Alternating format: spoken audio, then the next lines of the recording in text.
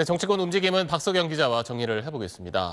자, 먼저 국민의힘 쪽부터 보면은 좀 시간이 지나면서 대선 주자들 사이에 탄핵에 찬성했냐 반대했냐 이 구도가 좀 선명해지는 모습이에요. 네, 대선 출마를 선언한 국민의힘 주자들을 먼저 좀 살펴보면요.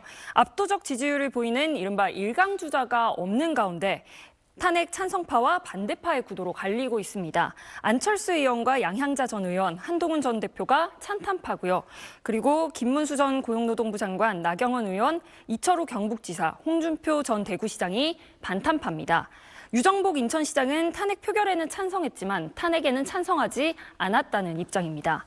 주말 사이 오세훈 서울시장이 대선 불출마를 선언했고 유승민 전 의원도 경선에 불참하겠다고 선언했죠. 국민의힘 경선 판도는 이렇게 크게 출렁이고 있는데 중도층 확장력이 있다고 평가받았던 두 주자가 잇따라서 이탈하면서 국민의힘 후보군 수적으로 보면 지금 반탄파가 조금 우세한 상황입니다. 이 때문에 계엄이나 내란 프레임에서 벗어나기 어려운 거 아니냐 이런 우려도 당내에서 나오고 있고요. 강성 지지층에 기댄 대선 주자들이 늘어나면서 대선 본선 경쟁력의 약화가 걱정된다 이런 의견들도 있습니다.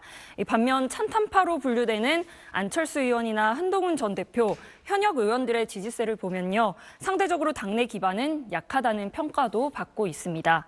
한덕수 대행 차출론이 계속해서 나오는 것도 이런 복잡한 경선 구도와 무관치 않아 보이는데요. 이재명 전 민주당 대표를 꺾기 위해선 이보다 더 판을 키워야 한다는 이른바 보수 빅텐트를 쳐야 한다 이런 논리가 당내에 있는 겁니다.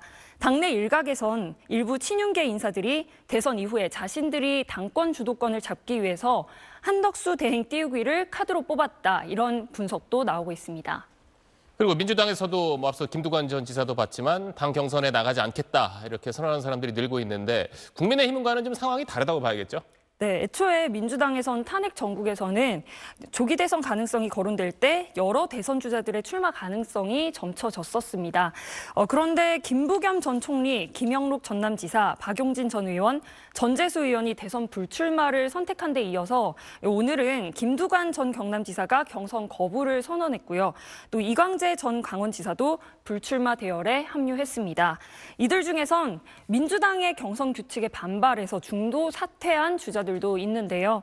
당심 비중이 커지다 보니까 가뜩이나 우위를 점한 이재명 전 대표가 더 유리할 수밖에 없다는 판단을 한 거 아니냐 이런 분석도 있고요. 또 물론 짧은 선거 기간과 이 전 대표의 지지율 같은 것들을 좀 고려해 볼 때 출마해도 실익이 없다고 판단한 주자들도 있을 수 있습니다. 굳이 출마해서 이 전 대표와 대립각을 세우기보다는 차라리 이 전 대표를 도와서 내년 지방자치선거 등 후위를 도모하는 게 더 낫다 이렇게 판단을 한 주자들도 있을 걸로 보입니다. 일강 후보가 없는 국민의힘과 현재까지는 독주 체제를 유지하고 있는 민주당의 차이라고 할 수 있겠습니다. 네, 알겠습니다. 지금까지 정치부 박석영 기자였습니다.